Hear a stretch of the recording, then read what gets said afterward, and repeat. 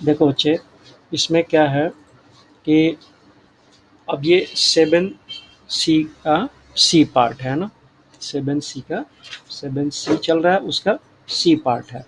C part क्या कर रहा है, inter departmental settlement through authorisation, यानी ऑथराइजेशन कर दिया गया। पहला हमने क्या पढ़ा था, 7C का ए में हमने क्या पढ़ा था, CSS से किया था, है ना। 7B में हमने क्या पढ़ा था कि DGS एंड डी का पेमेंट, है ना। इसमें 7B में 1 और 7B में 2 की सप्लायर से हम डायरेक्ट खरीदते हैं तब कैसे करते हैं। और ये 7C का सी है कि ये ऑथराइजेशन के थ्रू यदि हमें पेमेंट का प्रोविज़न हो तो उसमें हम ये वाला वर्क नहीं करते हैं, ये CSSA वाला नहीं करते हैं।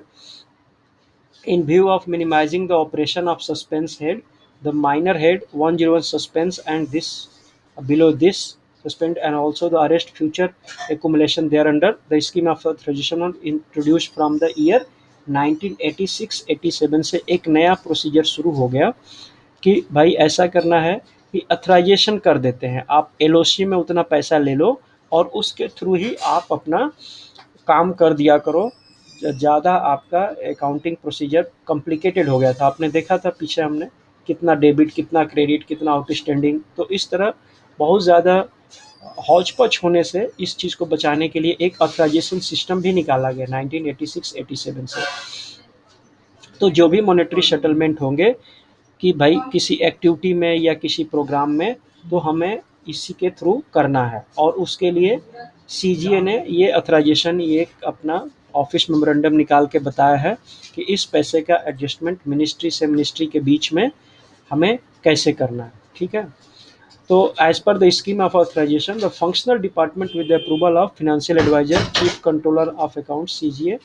तो फंक्शनल डिपार्टमेंट क्या होगा कि मान लो एक कोई डिपार्टमेंट है जिसको कोई काम करवाना है, ठीक है, इसका कोई किसी एक्टिविटी में या कोई किसी प्रोग्राम में कोई काम कराना है, तो फंक्शनल डिपार्टमेंट किसी भी एजेंट डिपार्टमेंट के पास या एग्जीक्यूटिव डिपार्टमेंट के पास जाएगा कि आपके पास ये एक्सपर्ट है, मान लो CPWD के पास जाएगा, बोलेगा कि हमारा ये काम करके आप कर दीजिए, है ना। तो इसके लिए ये परमिशन फंक्शनल डिपार्टमेंट है, वो परमिशन पहले ही इससे कंट्रोलर जनरल ऑफ अकाउंट से या फिर फाइनेंशियल एडवाइजर से ले रखा है कि हम ये काम किसी दूसरे लोग से करवा रहे हैं, बट उसको हमें पैसा आपको थ्रू देना है। तो इस कंडीशन में क्या होगा कि सैंक्शन ये करेंगे कि भाई ये मान लो कि 20 लाख रुपए का हमें ये काम करवाना है। तो the sanction is addressed to pay and account officer of the division concerned, and the copy of indoors is to the principal account office as well as to the divisional officer, who in turn sends the proposal for obtaining the LOC to LOC cell for the principal accounts office to accommodate the requisite expenditure। तो principal account office के पास जहाँ से पैसे आने हैं, ठीक है, तो इनके पास ये फंक्शनल डिपार्टमेंट अपना PO को बोल देगा कि आप, ऐसा है कि हमें इनसे 20 लाख रुपए का काम करवाना है, तो आप इनके ये प्रिंसिपल अकाउंट ऑफिसर के पास इंटीमेट कर दो कि हमें 20 लाख रुपए का काम इनसे लेने के लिए ये जब LOC मांगेगा ना, ये क्योंकि CPWD क्या करता है, अपना LOC डालता है, 5 LOC डालता है ना साल भर में। तो जब LOC डालेगा तो वो इंडिकेशन दे देगा कि हमें इस डिपार्टमेंट के लिए इतना पैसा मंगा रहे हैं, और जो काम है वो तो है ही, प्लस एक एडिशनल ईयर मार्क करेगा कि मैं इसके लिए इतना मंगा रहा हूँ। तो ये उसको उतना टाइम टू टाइम जिस हिसाब से मांग रहा है उस हिसाब से, और जितना सैंक्शन हो रखा है, इन्होंने सैंक्शन कर रखा है, एडमिनिस्ट्रेटिव अप्रूवल ऑलरेडी कर रखा है, उसके अकॉर्डिंगली इसको पैसा मिलता रहेगा। और ये budget, so the PO of the executing या एजेंट डिपार्टमेंट, ये executing agent department incurring the expenditure is not only to book the expenditure to the budget head of functional services department, but uh, must also directly communicate the monthly progressive figure of expenditure to accounts officer of the department. अब यहाँ पे क्या होगा, जो ये PO बैठा है और इसका PO बैठा है, थोड़ा सा और साफ आपको कर देता हूँ ताकि और आपको क्लियर समझ में आए। तो इसके जो PO बैठे हैं, इस फंक्शनल डिपार्टमेंट का PO जो है, फंक्शनल डिपार्टमेंट का PO, इसका PO, और जो पीओ है इसका एग्जीक्यूटिव डिपार्टमेंट या एजेंट डिपार्टमेंट का जो काम करने वाला है, इन दोनों के बीच में ये हर महीने प्रोग्रेसिव फिगर्स ये अपना देते रहेंगे कि भाई इतना काम आपका हो गया, मंथली प्रोग्रेस, इतना पैसा आपका आया है, हमें डिवीज़न ने बताया है और इसके अकॉर्डिंगली आप लोगों का नीचे हम काम कर रहे हैं। तो ये दोनों रिकन्सिलेशन अपना करते रहेंगे मंथली अकाउंट से कि हाँ, ये इतना पैसा हमने आपके एलओसी के थ्रू भेजा था, अभी उसका उतना काम हो गया, और वो फिगर वो एडजस्ट करते रहेंगे। इसमें एक क्या है कि और अपने the department under the advice to his principal account office to enable them to monitor the monthly flow of expenditure on the program activity। और ये पीओ जब भी आपस में इंटरेक्शन करते हैं तो ये अपने प्रिंसिपल अकाउंट ऑफिसर के पास भी इंटीमेशन करते हैं, प्रिंसिपल अकाउंट ऑफिसर के पास, कि ये पैसे का लेन देन हम लोगों का एक्चुअल पैसा जो है हम लोगों का, लेकिन ये इस डिपार्टमेंट में दे रहे हैं काम करवाने के लिए, और ये बोलेंगे कि ये पैसा हम लोगों का नहीं है बट हमारे यहाँ आ रहा है, लेकिन है उन डिपार्टमेंट का क्योंकि हम लोग काम कर रहे हैं। तो इस तरह ये अपना latest by 20th of the following month the figures shall be provided to the functional department to the latest by 20th of the following month of the month account। तो जो भी मंथली अकाउंट ये भेजता है division अपना, तो division अपना जैसे 8 तारीख तक मान लो भेजता है, तो ये पीओ के पास भेजा, ये अपना 20 तारीख तक किसी भी कंडीशन में इस पीओ के पास ये इन्फॉर्मेशन पहुंचता रहे कि आप लोगों का ये latest by 20 of the following month कि इतना पैसा खर्च हो गया, ताकि ये अपने आगे वाले प्रिंसिपल अकाउंट ऑफिसर को भी अप्राइज कर सके। इसके साथ the amount so allocated earmarked will not be available for reappropriation. ये बहुत इंपॉर्टेंट वर्ड है।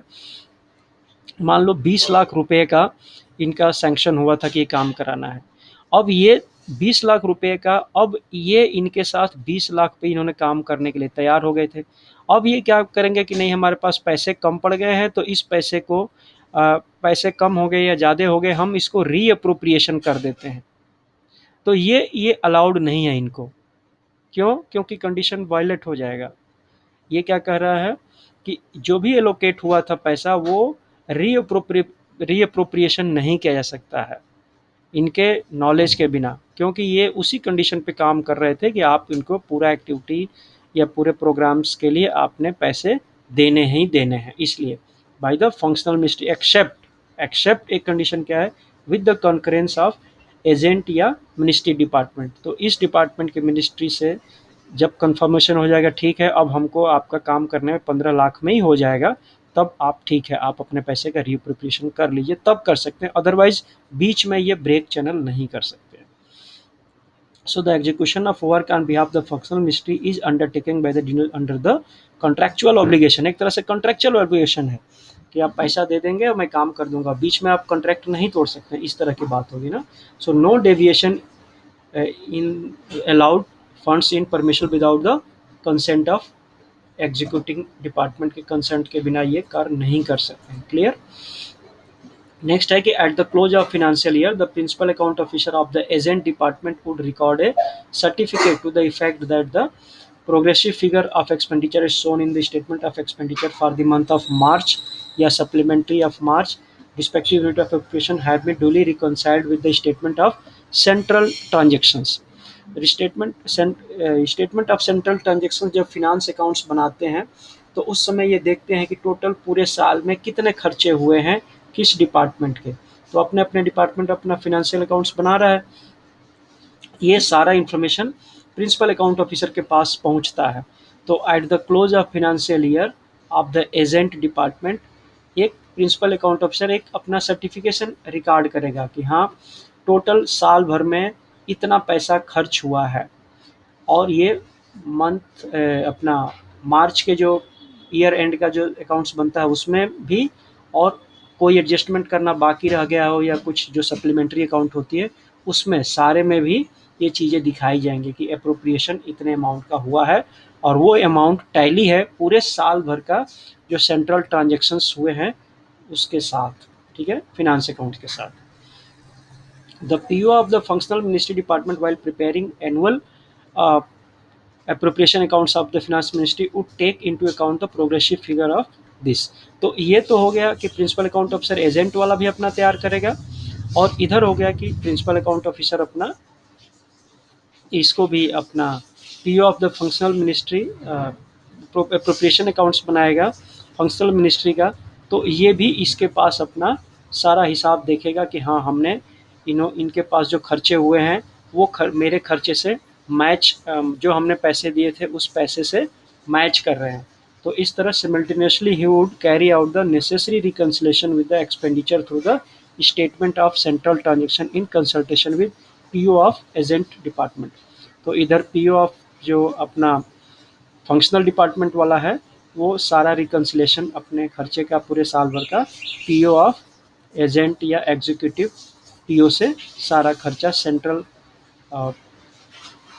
स्टेटमेंट्स के through, statement of central transaction के थ्रू कर रहा है।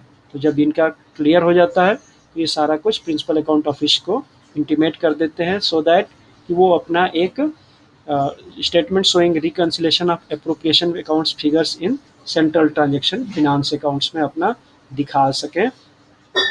financial year in the annexure 3 to be appeared in the annual appropriation accounts।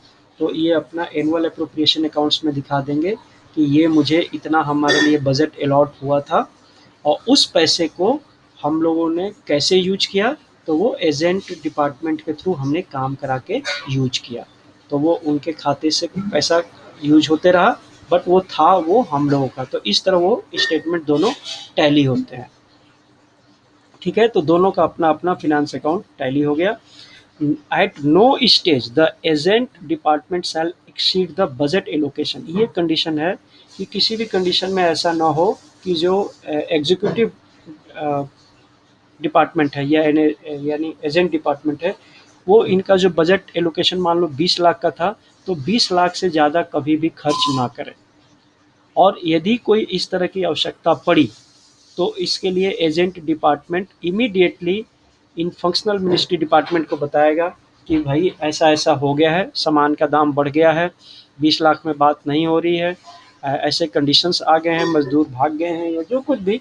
सो उस condition में एक रिक्वेस्ट करेगा फंक्शनल से, और फंक्शनल जैसा उनके साथ सैंक्शन करेंगे उस लेवल पे फिर उनको अलॉट होगा, अन्यथा ये कोई भी एक्सपेंडिचर एक्स्ट्रा नहीं कर सकता। So copies of such letter shall be endorse to the chief controller of accounts या controller of accounts of the agent department who shall ensure that no excess drawal are made. तो इस तरह उनके CCA के पास ये सारा information जाएगा कि भाई हमने एक्सेस ड्रा नहीं किया है, या जब ड्रा किया तो इनके रिक्वेस्ट और परमिशन, हमने रिक्वेस्ट डाला, इन्होंने परमिट किया, और इस तरह हमारा बजट प्रोविज़न हुआ।